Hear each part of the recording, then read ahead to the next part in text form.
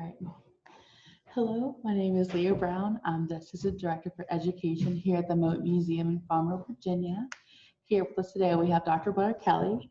I actually met Dr. Kelley when I was in grad school, so really excited to have the opportunity to speak with her about her book, Right to Ride. So let's go ahead and get started. If you don't mind, could you say your name and just introduce yourself? My name is Blair Kelley. I'm the Assistant Dean for Interdisciplinary Studies and International Programs in the College of Humanities and Social Sciences at NC State University, where I'm also an Assistant Professor of History, and I teach primarily African American history. That's good. Okay, so can you give us some background on your book, Right to Ride? Why was that topic? So Right to Ride was originally my dissertation. I was interested in thinking about what happened in between the most iconic moments we spend a lot of time studying in the African American experience. We spent a lot of time studying slavery and its aftermath, and we spent a lot of time studying the civil rights movement. But when I was a student, I knew much less about what happened in between. And so I wanted to start to figure that out because for me, I felt as though this notion that very little happened in between didn't seem right. It didn't sit well with me. I know the determination of the formerly enslaved to be free, to be included, and to participate in the wider world was really tremendous. So I knew that energy didn't just dissipate into nothing until the civil rights movement. So I went back to try and figure out what happened, and I discovered the streetcar boycott movement and the advocacy of rights on trains and streetcars throughout the South at the turn of the 20th century. Cool. Yeah, it's like for me, the turn of the 20th century is like, what happened? Like, but then my research and things I looked at, typically it's war periods because so much is going on. So yes, it's really interesting to be able to focus in on that particular time period. Mm-hmm. Okay. So how did you start your research for this topic? So it was my dissertation. And there was one article by historians who are tremendously prolific named August Meyer and Elliot Rudwick. And they've written like hundreds of articles over time chronicling this time period. And so they were really the foremost experts on the time period. And so they had one article that was the main article about the streetcar boycott movement. And that article basically said that the movement, in contrast to Montgomery, which had happened recently in their lifetime, was conservative, wasn't radical, wasn't really that much of a movement or anything really interesting to see, and was couched in the language of accommodationism that Booker T. Washington put forward. And so I found that to be strange, that there would be something so systematic in so many places, and then we sort of discount it and downplay it and downplay its impact. And so I began to look at other pieces of literature about the time period to see what they said about the streetcar boycott movement. And at a certain point, I figured out that everybody's book cited that one article. Oh, okay. And I was like, okay, so we don't know anything about it other than this one article. And they knew a lot. They had gone and done a lot. So I began to retrace their steps. And I looked at three southern cities that I thought were important in understanding what happened during this time period. So I looked at Richmond, Savannah, and New Orleans, three places that had existing communities of struggle and where longstanding boycotts that were different than one another took place, so that I could really understand what happened in this time period and really begin there. Looking, I also chose those places because they had Black and white newspapers. Oh, nice. Several, and so I could get a lot of viewpoints. And they also really had different kinds of Black leadership. The different voices that were coming to the fore. Some were led by the church and ministers, and others were led by Black business people, and this sort of building Black business class that starts during the Jim Crow era. So you got a sense of sort of a broader sweep of struggle and community during this time period by understanding that. And the final piece was New Orleans for me. I really wanted to know more about the case of Homer Plessy. We know a lot about Homer Plessy from the viewpoint of a legal case, right? We know what the Supreme Court said. We've read over that decision and the fateful decision to say that things should be equal but separate in the language of the original decision. But we didn't know much about Homer Plessy, and we didn't know much about the work behind organizing that case and what it was like on the ground. So I recreated the story of the Plessy case as a social movement to better understand New Orleans and the breadth of protest there. Yeah. In doing research, preparing for this, and like just having to teach about separate but equal, that's how we started our story at Moton, and how, because it split everything. Mm-hmm. I didn't realize he was part of our organization that planned, like, this was a planned arrest. It wasn't just like, well, I'm not gonna move today. Mm-hmm. And it kind of like undercuts the agency to say, no, this is wrong, we're gonna deal with this, versus I just didn't feel like moving that day. You know, it gives more credence to it. Yeah, absolutely. It really helps you understand that this is something that was thought through and wanted to be a group of people that really wanted to contest what was happening on the ground in their city, and thought about it and worked at it. And Homer Plessy was intentional, right? He was working class, right? So he was a shoemaker by trade, also served as a carpenter, did different jobs as we look at him on the census every 10 years. But he cared about his citizenship and the quality of his life going forward. I think oftentimes we put this in the hands of an elite, and we say only an elite cared. That's part of what Myron Redwood said, right? That it was sort of an elite concern. But Homer Plessy is a good reminder that everyday people care about how they're treated and the lives they live. And so it was a great place to start the story. And to ground an inquiry. I also worked a little bit on thinking before Plessy and the fights, because when you look at that longer history of people contesting segregation beginning in the 1870s and the 1880s on the trains, Black women were the leaders in that fight, and they pressed all the majority of those cases. All but a handful were women litigants suing for fair treatment in ladies' cars, as they were called. Train cars were sex segregated at the time, so a first-class car was a ladies' car, designated for women and their gentlemen companions. And so Black women had to be at the forefront of that fight. They saw themselves, this new generation, newly educated, newly fighting for their rights, traveling throughout the South. Oftentimes, these were the women who were doing race work, as they called it then. They were teachers, they were educators, they were journalists, and they wanted to be treated equally. And they fought that fight first, even before the Plessy case. So it was important to ground that story farther back in that fight. And then I even went back even farther as the dissertation became a book to look at early fights against streetcars, to remind us that segregation is not a Southern phenomenon, right? It's a national dynamic. It begins in Massachusetts. It begins in New York City and Philadelphia on those streetcars that were segregated prior to the Civil War. That segregation is a response to emancipation. So as those first emancipations began in the North, segregation also comes along with it, being coupled at that point with the phrase Jim Crow.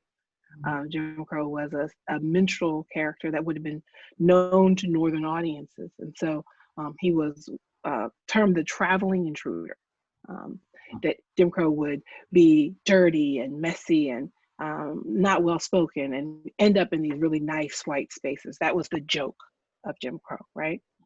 Okay. And then when he'd show up in those nice white spaces, he would be a mess and inappropriate and really not belonging. So it was a story about emancipation, right?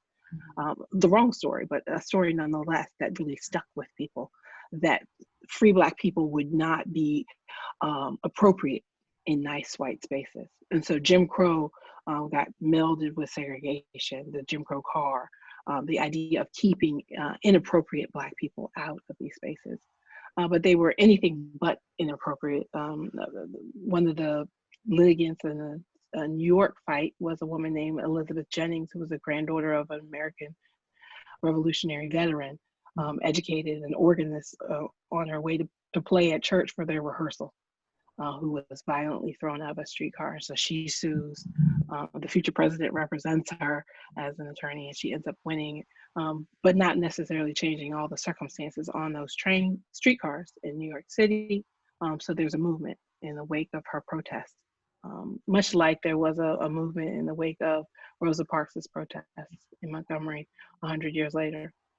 So it's a powerful trajectory. It's a reminder of this long connection, the connection to the time periods I was so interested in when I first came to African American history, of the time of slavery and emancipation and the time of the civil rights movement. And so I sought to try to reconnect that story for us. And that's essential, because there's so many like pockets of missed history, forgotten history. So trying to shed like light on like, this is what was going on, this is what was happening. So it's not like it was a surprise, all of a sudden these things happened.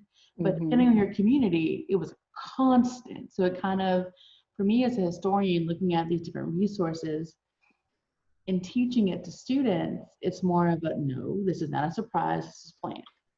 And this was part of a longer lineage of resistance and advocating for full citizenship.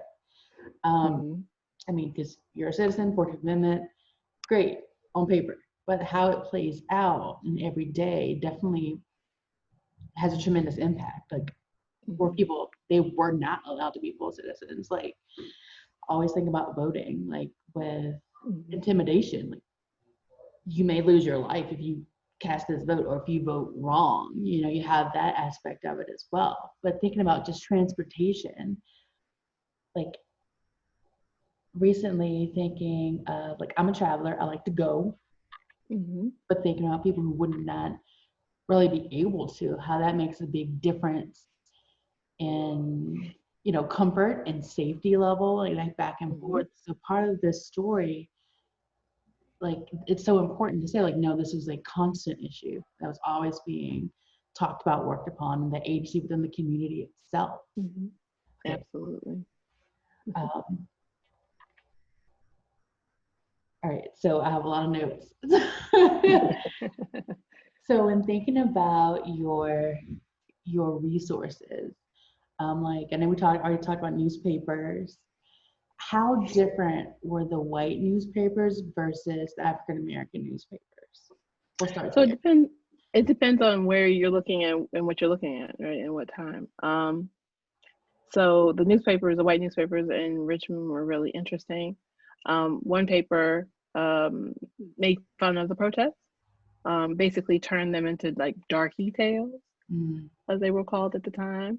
So these sort of mythical stories about how Black people really were minstrel characters and were protesting but didn't know why, and were tricked into protesting. And so no real news of the boycotts themselves, but really a pushback, right? You know, a response to the protests, and making fun of the Black community and the seriousness of their cause. The other white newspaper in Richmond didn't mention the protests at all. Oh. It was complete radio silence. You could find no mark that it ever happened, which was also for me interesting and really telling. Absolutely. Yeah. So the one paper is verifying it exists, making fun of it, not giving you any detail. The other is not mentioning it at all. So the Black newspapers in Richmond were really vital for recreating the timeline, along with court documents that were filed and documents from the streetcar company themselves, which I found at the end of my process of research, which really verified the impact of the boycott long term on what the streetcar company was doing. So it was really powerful to have so many different kinds of sources to put it together, but to also see the silences Yes. It's also another layer of how we know history, right? Mhm. What people are afraid to talk about, what people are afraid to note. Yeah. The white newspaper in New Orleans was against segregation, thought it was a nuisance, thought it was an intrusion that was unnecessary. Mm. And so it was really powerful to see the way in which they responded in concert with Black communities saying, we hope they sue. This is not cool. Why are they doing this? This is people who are not from New Orleans and they don't know how we are. And this isn't something we would normally want. And so it was surprising to see that there was a range of responses around questions of segregation, depending on place and space. Yeah, that. Um, and for me, the Black newspapers in each and every place were really a phenomenal resource for understanding not only the day-to-day of the protests, but also the ways in which community worked to make them happen, Mhm. and the work they did and what they faced, the danger they faced in protesting, right? We have to remember that this is the high point of lynching, right? When Right. at the turn of the 20th century, that there is no recourse for people being killed day after day throughout the South. And so to protest at all was really tremendous. We also have to remember that layered on top of that is the convict leasing system, the chain gang in these states. So, for example, in Alabama, in Montgomery, and Mobile, I traced through a Black newspaper there the protests. And initially, there was a pastor who it was the pastor of the church that Martin Luther King would eventually pastor 50 years later. And he was a fiery advocate for the protests, Reverend McEwen. Mhm. And then Alabama passes a law that says it's illegal to boycott, to speak of a boycott, to advertise a boycott, to put on a pin, to carry a sign, to write a news story about a boycott. And all of it was punishable by years on the chain gang in Alabama. And in that time period, a, a chain gang sentence of 6 or 7 years was a death sentence. You wouldn't survive that long. And so I watched his newspaper go silent that next week after the law was passed. He had fought so valiantly, but could not risk his life. There were lynchings that were happening in his state at that time. And so it's a reminder, to call them conservative or to say that they were accommodating segregation is a falsehood. Yeah. How many of us would speak up if we knew our lives were at risk day after day, both from legal and extra legal threat? So it's a tremendous story of really brave people who continued in most places fighting and continuing to protest in spite of these kinds of threats. And so the story that you can capture both what is spoken and what is silent um, ended up being really profound. Absolutely. And thinking about like that time period, depending on in a school year, whatever time, typical school year, you know, like 1 or 2 days max to cover this time period. So it's kind of like Mm-hmm. disjointed in a way to Mm-hmm. keep it all within the same context in the same time period. Like I've made many a timeline to make sure I have all the dates in order because Mm-hmm. you read about different instances, but they're connected, they're interwoven. It's the same space, the same time, same players, historical figures, like historical people. So it definitely makes a difference to see, like, well, of course, it's a silence, self-preservation, and Mm-hmm. keeping So your like safe. one of my favorite things to remember is Du Bois's life, right? So he's Harvard educated, he's living in Atlanta. They have a brief boycott that fails. So the streetcars are segregated. So he walks a lot from his home to campus. But on his walk, if he took the shortest route, he'd be walking past a grocery store that had the ear of Sam Hose embalmed in a jar in the window of the grocery store. Yeah. So he writes about that lynching, and yet there's nothing he can really do. He Right. lives in a world where those kinds of artifacts of death are just every day. Yeah. And so when we think of Du Bois and we think of his work, we are often thinking, oh, well, he's a professor and he's this, he's that, he's safe, but he's not safe. Yeah, that. And everything he does and says and all that work in educating Black people in Atlanta at that time, he's at risk at every moment. Mm-hmm. And there's nothing to stop a mob from attacking him the way they attacked anyone else. Yeah, And so it's important for us to keep that context in front of us, to absolutely. remember all of the things that are happening at the same time.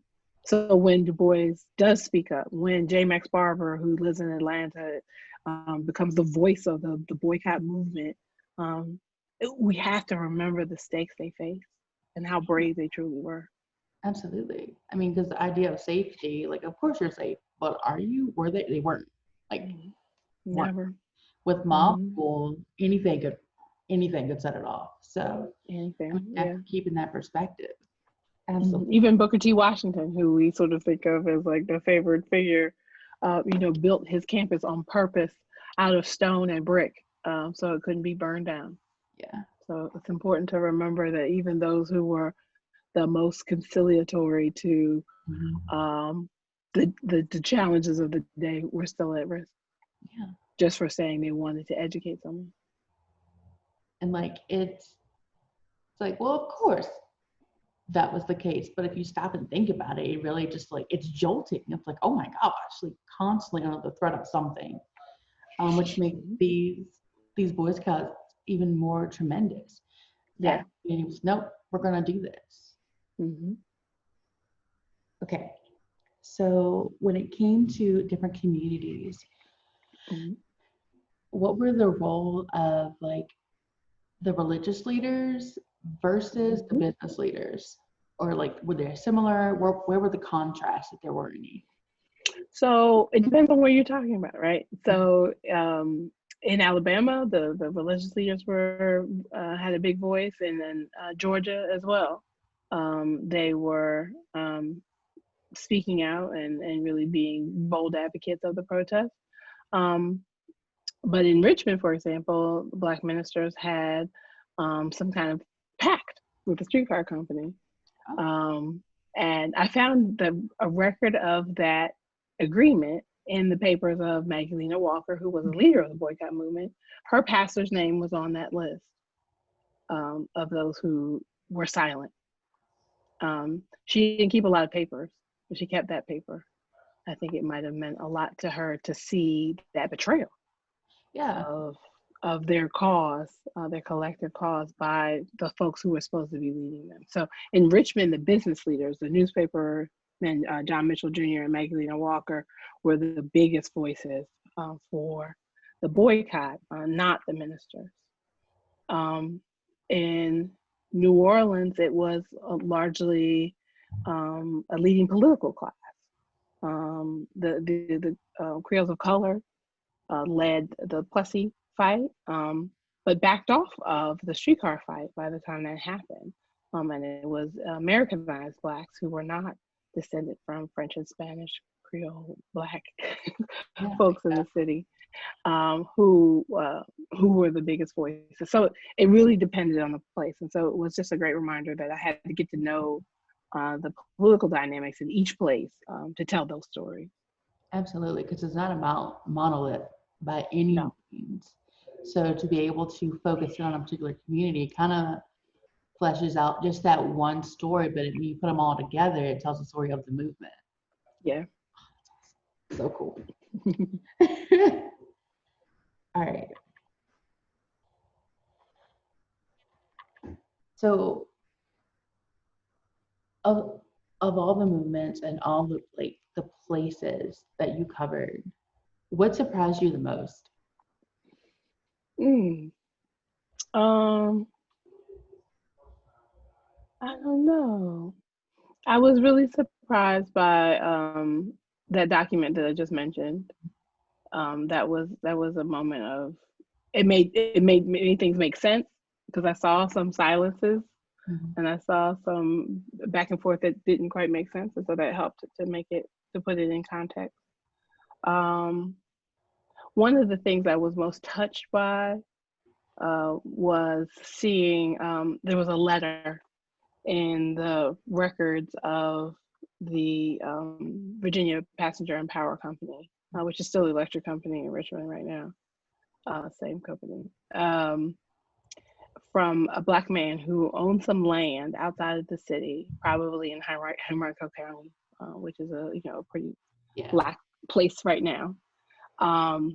And he wanted a streetcar stop. He wanted the streetcar to extend to his land and to put a streetcar stop there, so to make it more profitable, so people could buy houses there and travel into the city. And this was about 10 years after the boycott, so in the 19 teens. And he's pitching and pitching and pitching his land and his development and how great it'll be. And I don't see the streetcar company's response. It wasn't extant in the records at that time. Mm-hmm. But then I see his next letter. And his next letter is like, okay, I know the motto is to stay off the cars. But, maybe if we work on this together, we can get people to get back on the cars. And so what it showed me was that well after the boycott was officially over, right, had ended, it was not a movement anymore, that the motto was still stay off the car.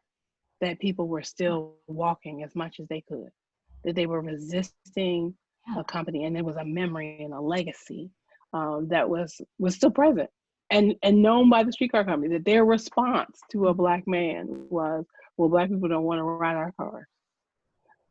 And so that must have been a financial fact for them, right, to consider. And so they can't win in this time period, right? So they don't have a national conversation that would sweep them up and make this injustice right. They don't have the wherewithal to fight financially year after year, but they could stay off the cars, and they did. And so that was powerful to me to see that legacy had meaning a decade later.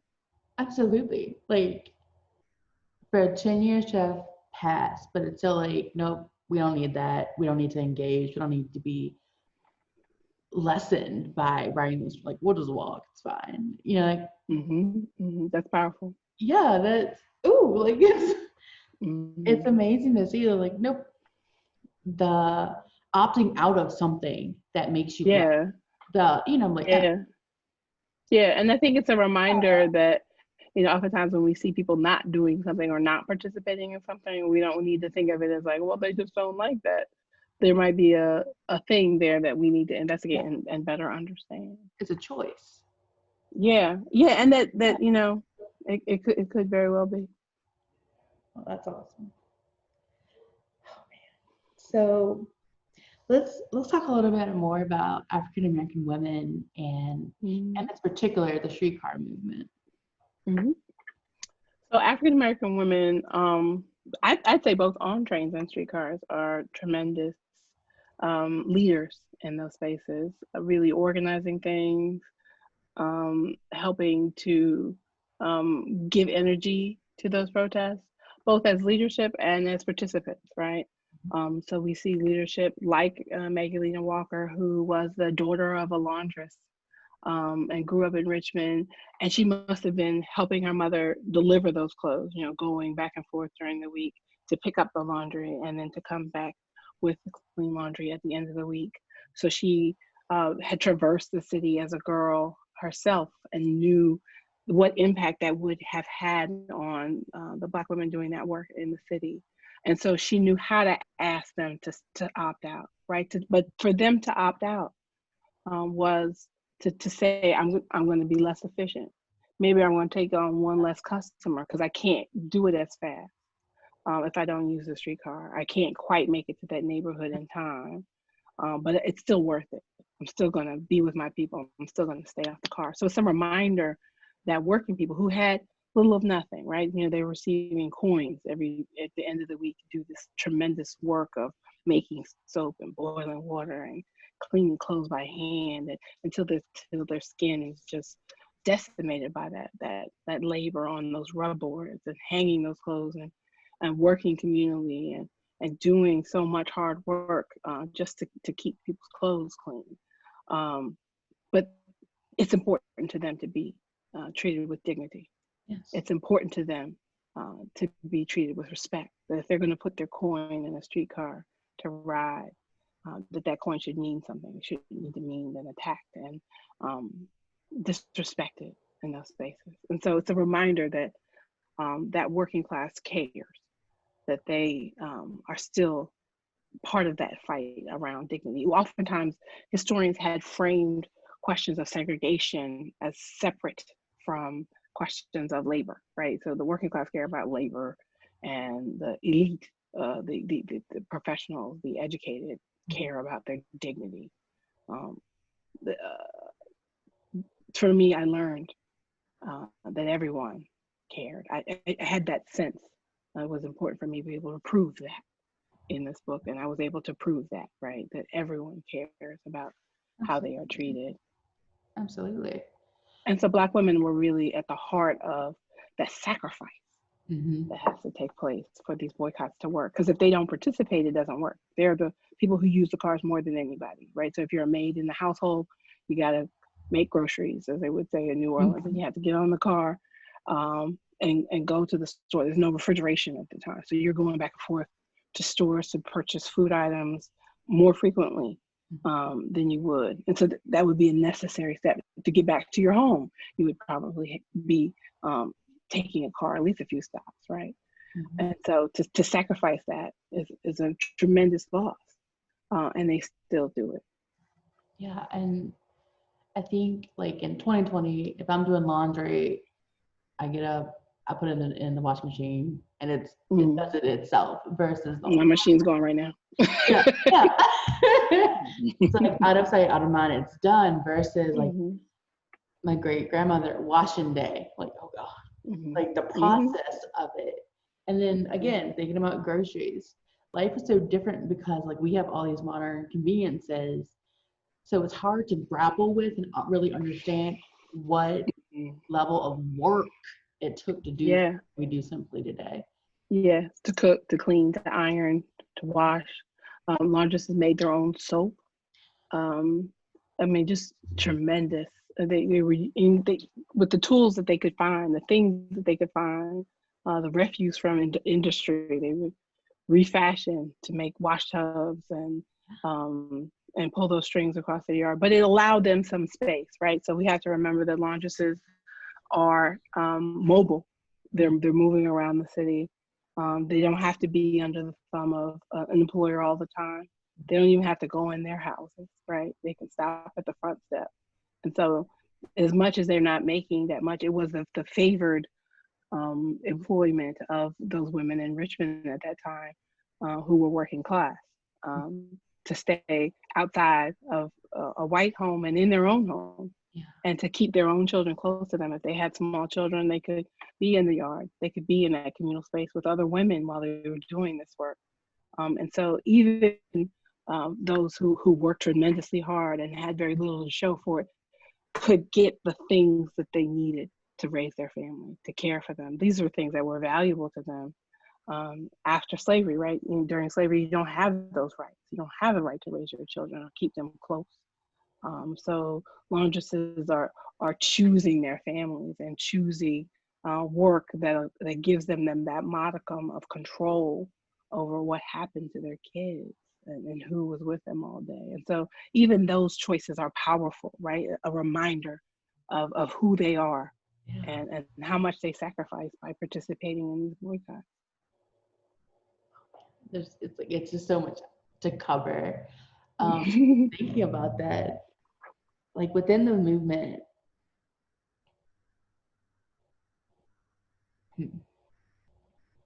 I guess of all the main places you've encountered doing this research, doing this work, and like we were talking a little bit earlier about the differences in New Orleans. Like for me, New Orleans is one of those places that I always want to know more because everybody was there. It was all in the mix, and like its identity, it's so unique in and of itself. Trying to figure out like what that space really was. So, in considering these places, part of this, question was, I know it was like 27 or so cities that were part of a movement. I think it's 45. See, If I remember that correctly. was one of my questions too, because I was jotted down some like I some think it's key 45 different. It's 10 years ago. dates. So We're if I'm wrong, always learning, erase we're that always out. growing. Always forgetting. Yeah, because like in my notes, I'm like scribbling down like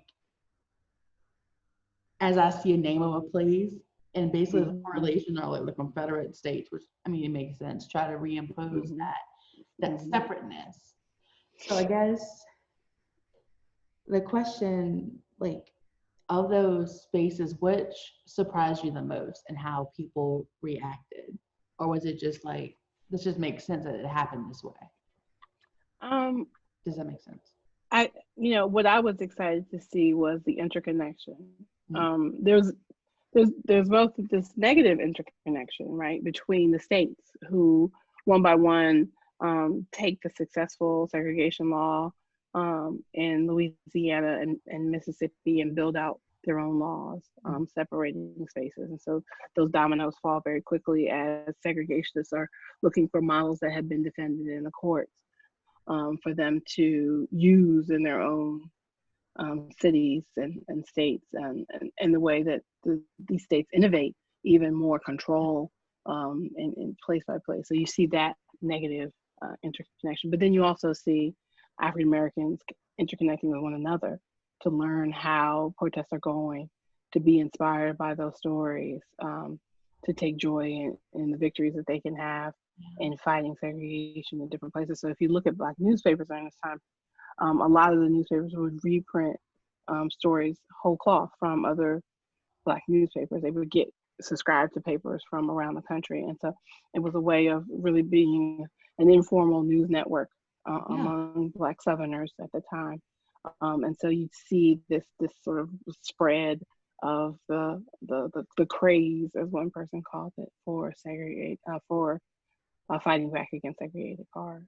And then you have the Voice of the Negro, which is a national journal in Atlanta, led by J. Max Barber, who was educated in Richmond, South Carolina, and educated at Virginia Union. So he was familiar with what it was in Richmond, and because Richmond had such a vibrant boycott, I think he was attracted to the story nationwide and really ends up becoming the national voice for it. And so there is this huge sort of movement and conversation that I can't track in all the ways I'd like to, right? You can't go back and ask questions of people who lived at the turn of the 20th century, 120 years ago at this point. But you can see those breadcrumbs of interconnection that are really powerful. And like thinking about literacy rates and the expectation of education, like if you can read, you need to learn how to read and have like the ability to be able to engage over different distances because you can read the newspapers. I mean, that in and of itself is like tremendous. And then to have the... And then you remember, you still have the sharing of newspapers at this time period, right? Yeah. So those who could not read, they might be in communal spaces and barbershops or beauty shops or churches. And somebody would read the paper to the group. You still see columns of lost loved ones in Black newspapers at this time period, from dating back to slavery. Those are still in those newspapers. The habit of reading church announcements out loud, if you've gone to a Black church, they'll print the announcements and then they read all the announcements. And everyone's always like, well, why do we have to read the announcements? That comes from that passage of the stories to make sure that those who could not read could still participate.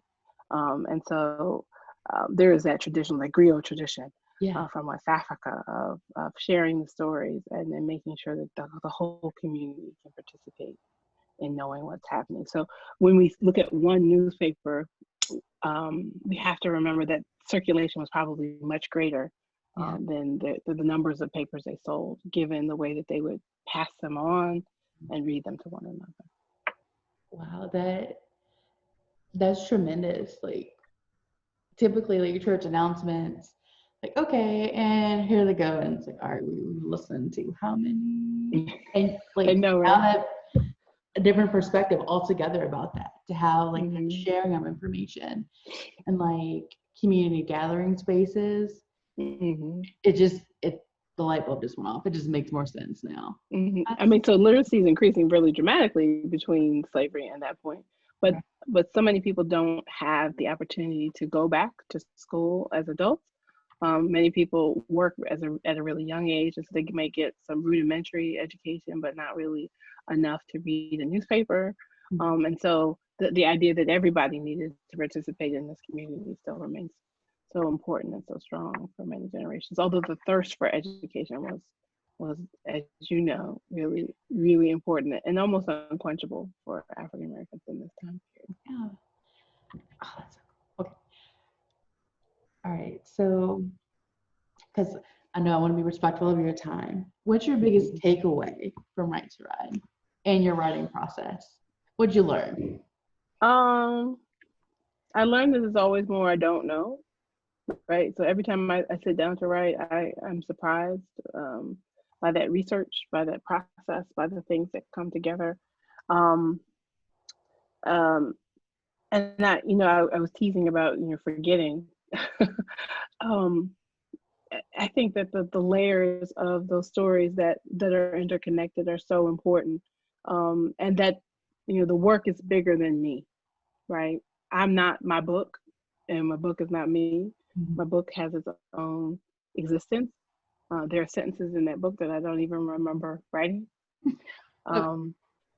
In part because I think it is bigger than me, right? I'm a person of faith. I'm a person who believes in the spiritual realm, and I think I'm fortunate to be a conduit for the remembrance of this past, right?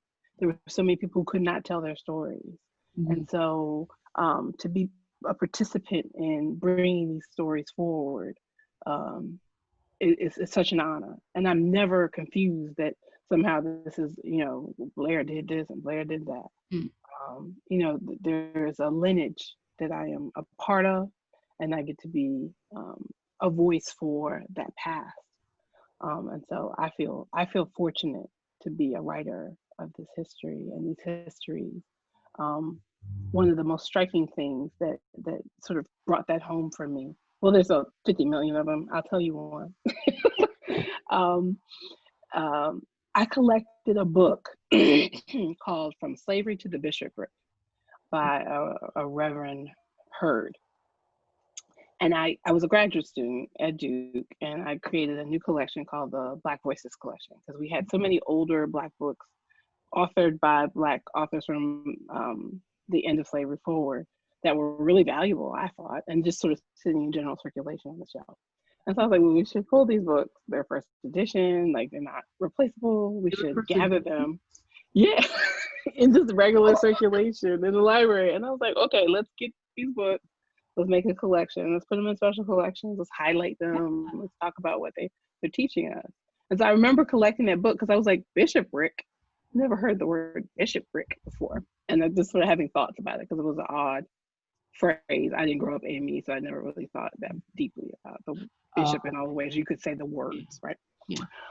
And so then I write about William Hurd, not remembering that he is the author of From Slavery to the Bishop, with the same person. He's a train litigant.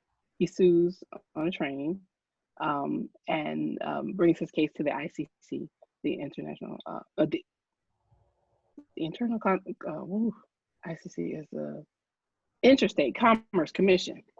There you go. You got it. You got it. And he loses his case, right? But he's a minister who's traveling through the South and fighting those cases. And so I'm working, so he's in my book, he's in Right to Ride. So I'm working on my new book called Black Folk. And it's about the Black working class. And in part, I connected those stories back to my family stories and the places my family was enslaved or lived after slavery. And so I discovered that part of my family was owned by a family named the Ruckers in Elberton, Georgia, in Elbert County, Georgia. I figure out as I'm doing research that William Hurd, From Slavery to the Bishopric, is from Elbert County, Georgia. Okay. And the beginning of his story is about the county and even the town in the county where my family is from. So he's enslaved alongside my ancestors, Wow. telling the story of what that was for him growing up. And then moves on to prominence in the AME church from that small town in Georgia where my family is from. And so, you know, at these different points, I've encountered the same story. Yeah. And then like, this time I was like, I remember. I'm like, isn't he in my book? And so I go to my own index and discover him again. But for me, that's the reminder that I was collecting a book about the place that my ancestors were from before I knew the name of the town. And Awesome. so That's awesome. for the past 30 years, this work has been before me and it's bigger than me. Mm-hmm. And it's a privilege to get to write and to think about this past, and it's a powerful thing. Yeah, absolutely. We have a podcast at Moton, and the other day we were recording, and like one of the questions was like, "What's your favorite historical moment?" And like one of the answers I said was, "When I remember these were people, like they were humans. They had all emotions, feelings, fear, like joy. Like you forget that joy was an option, even for a little while. Happy, you know." Just Mm-hmm. the humanity of these historic figures, because for a lot of times, like there's in a book, so it's like not not like a person who's telling a story or sharing a joke.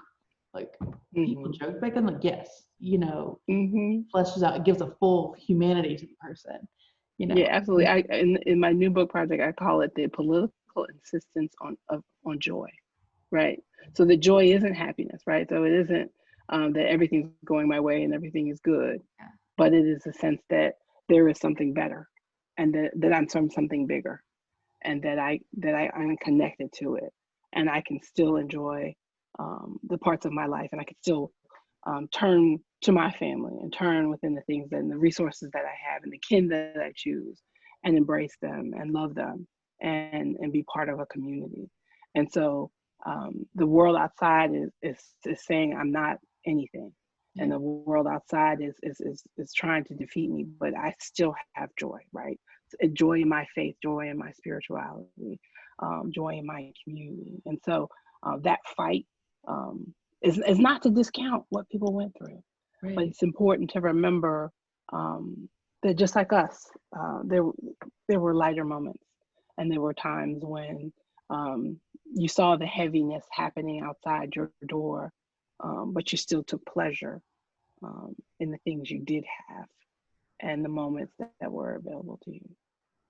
Absolutely. Like, so to acknowledge that, I think is revolutionary a little bit, like to allow, like sometimes there was happiness. Well, that's humanity, right? Yeah. That's humanity. Yeah. To allow that fullness. Yeah. Well, and that's the fight. That's the fight, right? Yeah. That people are fighting to have their children and their families and their communities recognized as equal and the same, because they were valuable to them. This has been amazing, tremendous. Thank you so much for your time. You're welcome. You're welcome. Always good to talk to you. Good to see you. Yeah, you as well. Any last thoughts? No, I'm good. Okay. You know, it's always good to be able to talk about the past and to be able to explain how to engage with primary sources and like what a primary source is, that first person perspective of their time and place, because like they live as a lived experience versus like what I do, a read experience or research experience. So to be able to, you know, just put those stories out there is tremendous. Great work. Great work. Thank you. Thank you. All right. So this is Leah Brown for the Moton Museum. Thanks again to Dr. Kelley for spending time with us today. And see you guys soon. Thanks. Bye.